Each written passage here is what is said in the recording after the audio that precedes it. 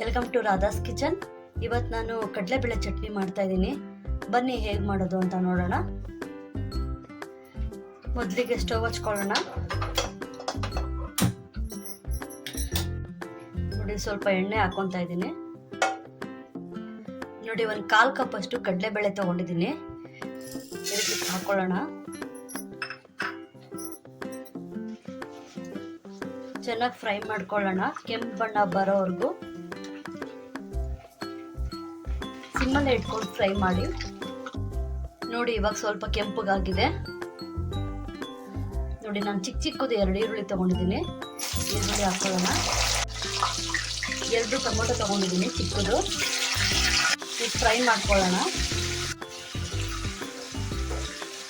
Mix ಮಾಡ್ಕೊಳ್ಳೋಣ ಚೆನ್ನಾಗಿ. ನೋಡಿ, ನಾನು ಇದಕ್ಕೆ ಪುದೀನ ಸ್ವಲ್ಪ, ಕರ್ಬೇವಿನ ಸೊಪ್ಪು ಸ್ವಲ್ಪ, ಕೊತ್ತಂಬರಿ ಸೊಪ್ಪು ಸ್ವಲ್ಪ, ಹುಣಸೆಹಣ್ಣು ಸ್ವಲ್ಪ ಹಾಕೊತಾ ಇದ್ದೀನಿ. 1 ಸ್ಪೂನ್ ಜೀರಿಗೆ ಹಾಕೊತಾ ಇದ್ದೀನಿ.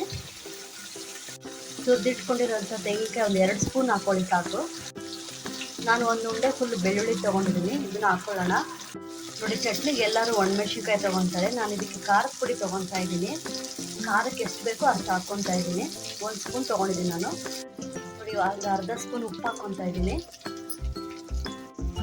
ಎಲ್ಲ ಹಾಕಿ ಚೆನ್ನಾಗಿ ಮಿಕ್ಸ್ ಮಾಡ್ಕೊಳ್ಳೋಣ. ಖಾರದ ಪುಡಿ ಹಾಕಿರ್ತೀವಲ್ಲ, ಸೀದೋಗುತ್ತೆ ಅದು. ಚಿಲ್ಲಿ ಪೌಡ್ರು ಹಸಿ ವಾಸನೆ ಹೋಗೋವರೆಗೂ ಒಂದು 2 ನಿಮಿಷ ಫ್ರೈ ಮಾಡ್ಕೊಳ್ಳಿ ಸಾಕು.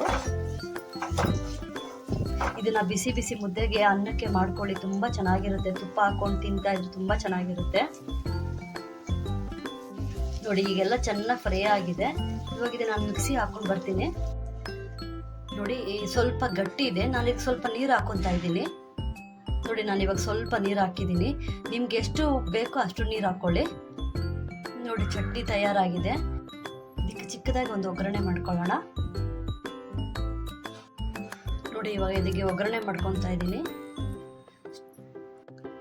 ಸ್ವಲ್ಪ ಎಣ್ಣೆ ಹಾಕೊತಾ ಇದ್ದೀನಿ. ನೋಡಿ, ಸ್ವಲ್ಪ ಸಾಸಿವೆ ಹಾಕೊತಾ ಇದ್ದೀನಿ. 1-2 ಎಲೆ ಕರ್ಬೇವಿನ ಸೊಪ್ಪು ಹಾಕೊಳ್ಳೋಣ. 4 ಬೆಳ್ಳುಳ್ಳಿ ತೊಗೊಂಡಿದ್ದೀನಿ. 4 ಹಸಿಮೆಣಸಿನ್ಕಾಯಿ ಕಲಿಸ್ಕೊಳ್ಳೋಣ ಚೆನ್ನಾಗಿ.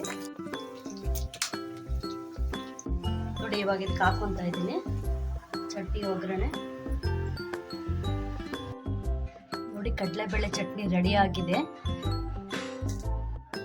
ನೀವು ಒಂದ್ಸರಿ ಟ್ರೈ ಮಾಡಿ.